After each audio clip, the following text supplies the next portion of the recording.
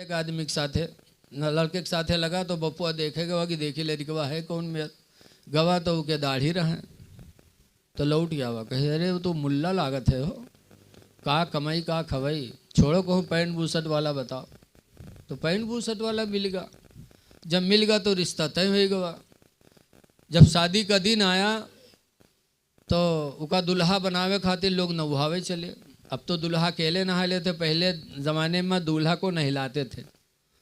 नहलावे चले तो उके पैखाना लग गया तो चला गया लेटरिंग में पैखाना करे और जब लेटरिंग से निकला तो नुहरा उठ ही नहीं पावे तो बाप का सोझावे तो सोझे नहीं हुए तो बाप रोवेला कैसे हायला आज के दुल्हा बनावे के और बाराती दरवाजे पर हैं चढ़ाएगा अब कैसे हुई तो उका घसीट उसीट के ढकेल के लेके गए डॉक्टर के पास। डॉक्टर साहब देखें तो कहीं घबराओ ना ऑपरेशन करे पड़ी ठीक हुई जी। तो बपुआ रोवेला कहीं डॉक्टर साहब आज इसको दूल्हा बनाना है, लड़की की यहाँ इंतज़ार हो रहा है, डॉक्टर साहब ऑपरेशन करिए अल्लाह जाने कब ठीक है। डॉक्टर साहब कहीं घबराओ ना 2 मिनट लागी ठीक हुई जी। डॉक्टर साहब ऑपरेशन रूम में लेके गए और दरवाज़ा बंद की और 2 मिनट नहीं लाग दरवाज़ा खोल दी। जब खोली तो सीधा बढ़िया आराम से चल के आया तो सबका बड़ा ताज्जुब कि 2 मिनट नहीं लाग ऑपरेशन होगा ठीक होगा। तो डॉक्टर साहब से पूछे लगे डॉक्टर साहब कौन बीमारी रहा है 2 मिनट नहीं लाग ऑपरेशनों कह दियो ठीक होगा। तो डॉक्टर साहब कहें कोई बीमारी नहीं, पैंट के बटन बूसट में लगा ली रहा है। पैंट के बटन बताओ, पैंट के हुक यहाँ लगा ली तो बताओ उठ पे आदमी है ऐसे ऐसे चोंगा परे हैं पहली है पैंट चाहे आवे चाहे ना हो कि कहाँ बटन कहाँ लगाए ली तो बताओ है? अरे यार ये कोई तरक्की का लिबास है यार है? लिबास आज हम नबी करीम सल्लल्लाहु अलैहि वसल्लम के उसूल को छोड़ करके और फिर हम कामयाब हो जाएं, कभी कामयाब नहीं हो सकते हैं। पैंट पहनना नाजायज़ नहीं है लेकिन पैंट आजकल लोग इतना चुस्त पहन लेते कि अगर पिछली दुकान देखो तो 2 हिस्से में बटी नजर आवत है। अरे पैंट पहन सकते हो, पैंट पहनना जायज़ है लेकिन इतनी ढीली बनवाओ कि तुम्हें उठने बैठने में तकलीफ ना हो, नमाज की अदायगी में तकलीफ ना हो। पहन सकते हो लेकिन ऐसा पहनेंगे कि मस्जिद में ऐसे जाए तो तौफीक हो ना। और जुम्मा के दिन जाई हैं और जुम्मा के दिन जाई हैं तो पैंट और शर्ट पहने, कुर्ता पैजामा ना पहनी है, पैंट और शर्ट। उसके बाद जब जई हैं जुम्मा में यहाँ और रुको में जई हैं तो शर्ट खसक के करी हैं ऐप चली गई और पैंट खसक के नीचे चली गई। 2 अंगुल दुकान खुली और के बाद जब सजदम जाते हैं तो आधी दुकान खुलत है। अब बताओ तुम्हारी नमाज तो गई और जो पीछे देखा था उसके का हाल हुई बताओ। ऐ नौजवानों इस जवानी को तुम खुदा की फर्मा बरदारी में गुजार दो। अंग्रेज़ों के ग़ुलाम न बनो, वो लिबास पहनो जिससे तुम नबी के ग़ुलाम समझे जाओ, वो चेहरा रखो जिससे तुम नबी के ग़ुलाम माने जाओ। सहाबा को नमाज पे नाज नहीं था। आजकल बहुत से लोग नमाज पढ़ते नाज करने लगते। नमाज पे नाज न करो। गौसे आदम 40 साल तक इशा के वजू से फजर की नमाज पढ़ी लेकिन घमंड था। लिखा है कि हज़रत शेख सादी शिराज़ी रहमतुल्लाह अलैह हज करने गए थे और हरम में सो रहे थे। रात का वक्त था कि एक दर्द भरी रोने की आवाज़ हरम में गूंजी तो हज़रत शेख सादी की आँख खुले और रोने वाले को तलाश करने लगे कि इतनी रात में ये दर्द भरी रोने वाला कौन है। शेख सादी तलाश करते करते जब खाने काबा तक पहुँचे तो देखा कि खाने काबा के दरवाजे की जंजीर को पकड़कर एक नौजवान रो रहा है और ये कह रहा है अल्लाह अगर मेरे आमाल तेरी बारगाह में कबूल हों तो क़यामत के दिन मेरी आंखों में रोशनी देना और अगर मेरे आमाल कबूल न हो तो ऐ परवरदिगार क़यामत के दिन मुझे अंधा बना के उठाना ताकि लोगों के सामने में रुसवा न हूँ। ये दुआ कर रहे हैं, रो रहे हैं। शेख सादी पूछते हैं आप कौन है भाई, आप कौन है? तो रोने वाले नौजवान ने कहा इसमें अब्दुल कादिर जीलानी, मेरा नाम अब्दुल कादिर जीलानी। बताओ वो गौसे पाक जिन्होंने 40 साल तक इशा के वजू से फजर की नमाज पढ़ी, खाने काबा में रो रहे हैं और कह रहे हैं अल्लाह अगर मेरे अमाल कबूल हो तो क़यामत के दिन आंखों में रोशनी देना, और न हो तो मुझे अंधा बना के उठा लेना। और हम 4 वक्त की नमाज पढ़ के 5 वक्त की नमाज पढ़ के हम घमंड करने लगते। घमंड न करो। अब अक्सर तो देखा गवा है जो जवानी में कभू नमाज न पढ़ी है, जवानी में कहो मुर्गी चुरई है, कहो कटहर चुरई है, कहो यारवार छिंदरई करी है, और जब बुढ़ा जी हैं सब काम से लट गई हैं तब मस्जिद सुधरी है। ऐसे नमाजी इमाम के लिए मुसीबत राहत है। जिंदगी में कभू पढ़ी नहीं, बुढ़ापा में यहाँ सो जाए तो बुढ़वन का नींद तो आवर नहीं है, 3 बजे रात के मस्जिद पहुँच जाई हैं तो कहे मौलवी ओ मौलवी तुम बहुत सोच हो, तुम्हारा यहाँ से बिस्तरा गोले हो वाला है। वो बुढ़ौवा यूँ नहीं सोचा था कि उम्र में हम रहन तो हम का करी तरह। अरे पहुँच गए हो मस्जिद में फजर में तो इमाम को बुरा न कहो, इमाम को तकलीफ़ न दो, बल्कि पहुंचकर वज़ू बनाकर 2 रकात नमाज तहियतुल मस्जिद पढ़ लो, तहियतुल वज़ू पढ़ लो। खुदा का शुक्र अदा करो कि परवरदिगार तेरा शुक्र है कि तूने अपने घर में सबसे पहले हाज़िरी की तौफीक अता फरमाई है। इबादत करो और जब वक्त हो जाए तो अज़ान पुकार दो। अज़ान हदीस पाक में मुआविया काला समय तो रसूलुल्लाह सल्लल्लाहु अलैहि वसल्लम यक़ूलो, मुआविया कहते कि मैंने हुजूर से सुना, हुजूर फरमाते हैं मन अज़्ज़ना, जिसने मस्जिद में अज़ान पढ़ी फ़कुतिबा लहू बराअतुम मिनन नार, तो उसके लिए जहन्नम से निजात का परवाना लिख दिया जाता। सुभान अल्लाह सुभान अल्लाह। अल्लाह तौफीक दिया आके अज़ान पढ़ दो, इमाम पर क्यों सवार हो रहे हो? इसलिए नाज करो तो गुलाम नबी पे नाज करो, नमाज पे नाज न करो, ना हज पे करो ना रोज़ा पे। हाँ, अगर नबी की ग़ुलामी मैसर हो जाए तो ये सबसे बड़ी दौलत है, इस पर नाज करो। इस पर सहाबा ने भी नाज किया। नबी करीम के ज़माने में एक जंग हुई, हज़रत सफ़ीना घर से निकले जिहाद के लिए, रास्ते में जंगल पड़ा, हज़रत सफ़ीना तनहा थे जंगल में। जब दाखिल हुए तो अल्लाह की मर्ज़ी थे अकेले और जंगल का शेर सामने आ गया।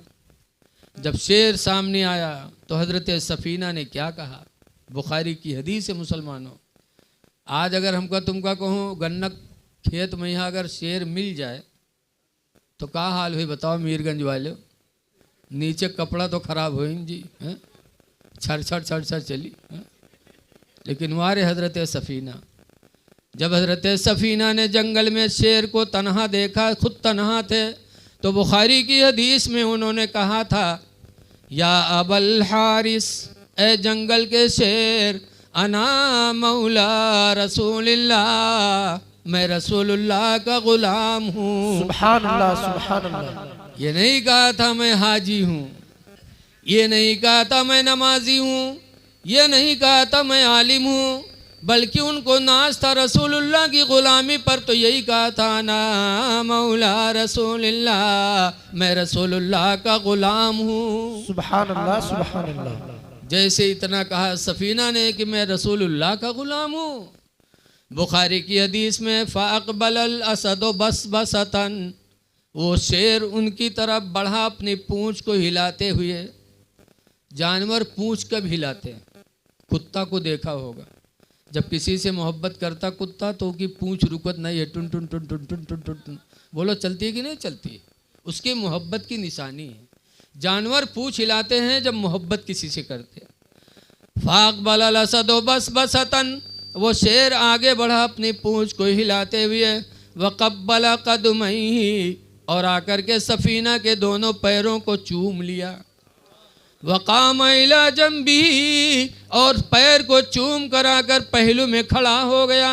वसारा माहू, और हज़रत सफ़ीना के साथ साथ वो शेर जंगल में चलने लगा, ये सोच करके कि नबी के ग़ुलाम जा रहे हैं, कहीं कोई दूसरा शख्स या दूसरी चीज़ नबी के ग़ुलाम को तकलीफ़ न दे दे। तो जंगल का शेर उनका निगरा हो गया।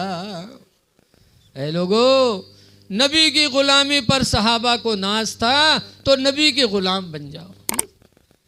लिबास ऐसा हो कि देखकर समझा जाए कि मुसलमान है, चेहरा ऐसा हो कि देखकर समझ में आए कि मुसलमान है।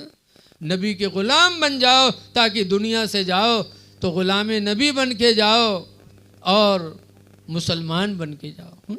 मरना तो है ही है, किसी को बचना नहीं है। हिंदुस्तान में पहले अंग्रेज़ों की हुकूमत थी, हिंदू मुसलमान सब तंग थे, तो अंग्रेज़ों से जंग लड़ी गई, हिंदू मुसलमान सब लड़े जंग अंग्रेज़ों को भगाने के लिए, कामयाब भी हो गए। लेकिन उस जंग में 16,000 आलिम शहीद हुए थे। कितने आलिम शहीद हुए थे? अरे बोलो यार, जंग आज़ादी में कितने आलिम शहीद हुए बताओ। अब मौलवी मौलाना का सब डरपोकना कहा था कि मौलवी मौलाना डरपोकना होता, बताओ अगर डरपोकना होती तो 16,000 शहीद होते। 16,000 आलिम शहीद हुए, खून दे दिया, लेकिन हिंदुस्तान को अंग्रेज़ों से बचा लिया। तो 16,000 आलिमों में एक मौलाना मुरादाबाद के भी थे, जिनका नाम है किफ़ायतुल्लाह। अंग्रेज़ों ने कत्ल नहीं किया उनको फांसी दिया था। जब फांसी के फंदे पे मौलाना किफ़ायतुल्लाह को ले गए, तब अंग्रेज़ों ने कहा था, दस्तूर है फांसी का कि जब इंसान को फांसी दी जाए तो आखिरी वक्त उसकी कोई ख्वाहिश पूछी जाए, आखिरी वक्त ख्वाहिश पूछी जाए, क्या ख्वाहिश है। तो मौलाना किफ़ायतुल्लाह से भी अंग्रेज़ों ने पूछा कि मौलाना आखिरी वक्त है तुम्हारा, कोई ख्वाहिश? तो मौलाना ने कहा था हाँ एक ख्वाहिश है। क्या कहा था? मीरगंज के मुसलमान हो तो कहा था हमरे मेहर वक्त बला लो आखिर बारी देख ली तनी, बोलो कहत कि ना कहत, या तनी लड़कवन बला लो तनी कुछ बात बताई दी। लेकिन मौलाना किफ़ायतुल्लाह कहाँ एक ख्वाहिश है मेरी। कहा क्या? कहा कलम दे दो, कागज़ दे दो। जब कलम और कागज़ दिया तब मौलाना किफ़ायतुल्लाह ने उस पर लिखा था चलते चलते, जिसका मफ़हूम ये था कि अंग्रेज़ों तुम मुझे फांसी दे रहे हो ये सोच कर कि इसको हम फांसी दे देंगे और तुम हमेशा रहोगे दुनिया में, तुम्हें भी मरना है, हम मरने जा रहे हैं, तुम्हें भी मरना है। लिखा था, क्या लिखा था कि कोई गुल बाकी रहेगा ना चमन रह जाएगा। क्या बात। अंग्रेज़ों कुछ रह नहीं जाएगा, ना कोई गुल बाकी रहेगा ना चमन रह जाएगा, और एक रसूलुल्लाह का दीन हसन रह जाएगा। सुभान अल्लाह। नारे तकबीर, नारे तकबीर, नारे रिसालत, मसलके आला हजरत, फैजाने आला हजरत मुफ्ती रफीक आलम साहब खन्नापुरी। नारे तकबीर, नारे रिसालत, सुभान अल्लाह, सुभान अल्लाह। हम सफीरो बाग में हैं कोई दम के चहचहे। ये दुनिया मुसाफिर है, सफ़र, हम सब मुसाफिर हैं। ये दुनिया में हम आए हैं थोड़ी देर के लिए। जैसे एक परिंदा उड़ते उड़ते किसी बाग में पहुंचता है और टाएं टाएं बोला थोड़ी देर, उसके बाद फिर फुर्र से उड़ गया। तो कहते हैं कि हम सफीरो बाग में हैं कोई दम के चहचहे, हम सफीरो बाग में हैं कोई दम के चहचहे, और बुलबुलें उड़ जाएंगी सोना चमन रह जाएगा, बुलबुलें उड़ जाएंगी सोना चमन रह जाएगा, और अतलसो कम ख्वाब की पोशाक पे नाज़ान हो, अतलसो कम ख्वाब की पोशाक पे नाज़ान हो, और इस तने बेजान पर खाले कफन रह जाएगा।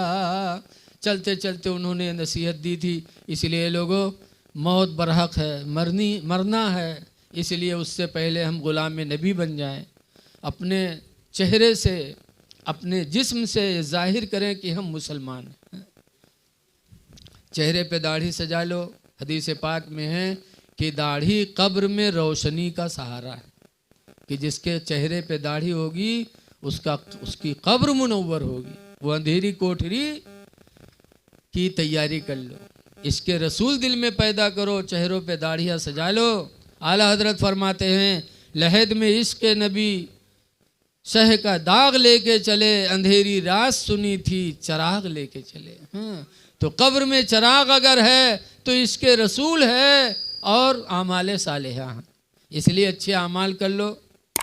अल्लाह ताला हमको आपको अमल खैर की तौफीक अता फरमाए। माँ बाप की फर्मा बरदारी करो। भाई एक चीज़ बता रहा हूँ कि हदीस पाक में है कि अल्लाह हर गुनाह माफ़ करेगा, लेकिन एक गुनाह ऐसा है जिसको अल्लाह माफ़ नहीं करेगा। वो कौन गुनाह है? हदीस पाक में नबी क़तादा काला काला रसूलुल्लाह, हज़रत अबू क़तादा से रवायत है, फरमाते अल्लाह के रसूल ने इरशाद फरमाया, इन्नल्लाह यग़फ़िरु कुल्ल ज़ुनूब, बेशक अल्लाह ताला हर गुनाह माफ़ कर देगा, इल्ला उक़ूक़ल वालिदैन, मगर माँ बाप की नाफरमानी को अल्लाह माफ़ नहीं करेगा। हर गुनाह माफ़ करेगा लेकिन माँ बाप का नाफरमान बख्शा नहीं जाएगा। इसलिए नौजवानों, अपने माँ बाप को राज़ी करने की कोशिश करो।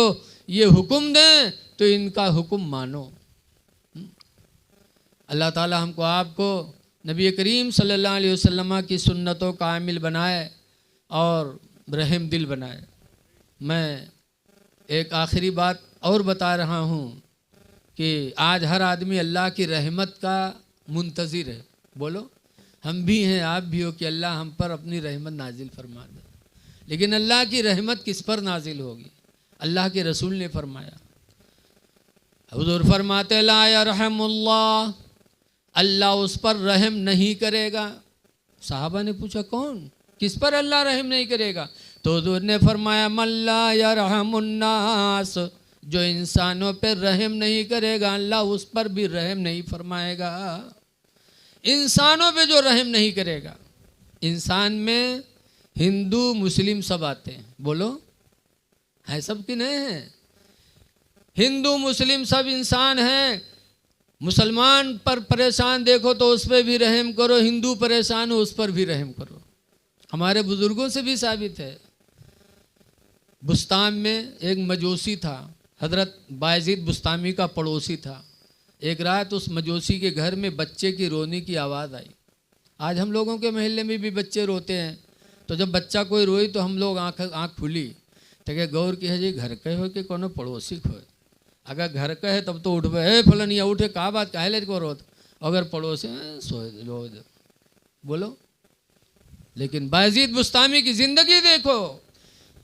पड़ोस में मजूसी है, उसका बच्चा रोने लगा। बायजीद बुस्तामी उठे रात की तारीकी में, दरवाज़ा खोला, मजूसी के घर पे गए, दरवाज़ा खटखटाया, मजूसी ने दरवाज़ा खोला। बायजीद पूछते हैं तुम्हारा बच्चा बहुत देर से रो रहा है? तो मजूसी कहता है बायजीद, गरीबी ने चारों तरफ से घेर लिया। ऐ बायजीद, इतनी गरीबी आ गई, इतनी गरीबी आ गई कि आज मेरे घर में चिराग जलाने की भी तौफीक न रही। अंधेरा पड़ा है मेरा घर, अंधेरे की वजह से मेरा छोटा बच्चा घबरा रहा है, रो रहा है। बायजीद बुस्तामी ने सुना तो अपने घर में गए और अपने घर का चिराग ला करके उस मजूसी के घर में रोशन किया। जब बायजीद बुस्तामी ने अपने घर का चिराग ला करके मजूसी के घर में रोशन किया, उजाला हुआ तो रोता हुआ बच्चा खामोश हुआ। तब मजूसी अपनी बीवी से कहता है, मेरी बीवी, मुसलमान कितने रहम दिल हैं कि हम मजूसी बायजीद मुसलमान, लेकिन मेरे बच्चे का रोना गवारा ना हुआ और अपना चिराग लाके मेरे घर में रोशन किया।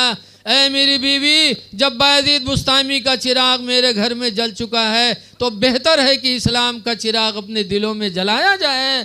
मजूसी ने कलमा पढ़ा तो उसकी औरत ने भी कलमा पढ़ा और घर के लोग कलमा पढ़ के सब मुसलमान हो गए। सुभान अल्लाह, सुभान अल्लाह। लोगों, हमारे बुजुर्गों ने हिंदू मुस्लिम नहीं देखा, बल्कि देखा कि खुदा का बंदा है, परेशान है, इसकी मदद कर दो, खुदा राजी हो जाए। सुभान अल्लाह। इसलिए आपस में रहम करो।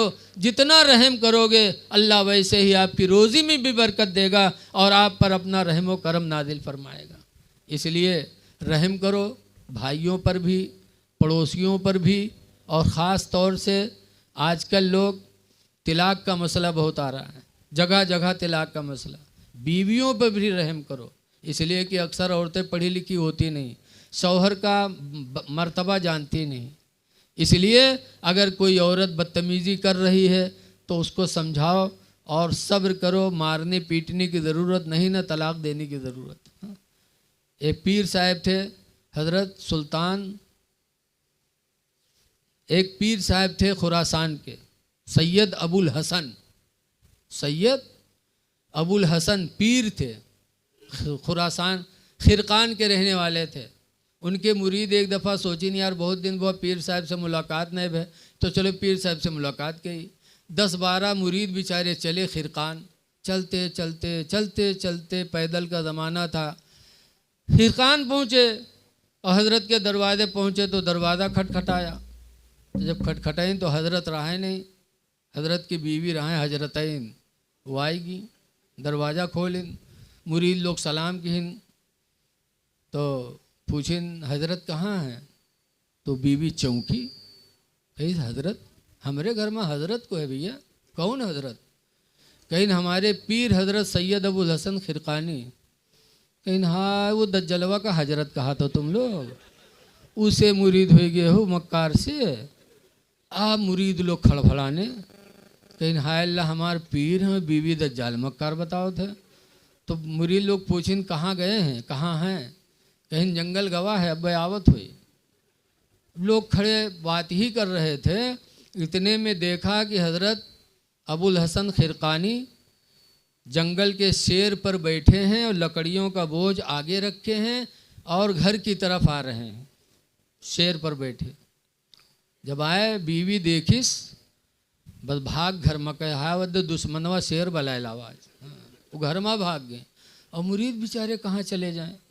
हजरत आए, घोड़े शेर से नीचे उतरे, लकड़ियों का बोझ उतारा, शेर ने हजरत का पैर चूमा, अपनी बोली में इजाज़त मांगी, हजरत ने इजाज़त दिया तो शेर जंगल वापस चला गया।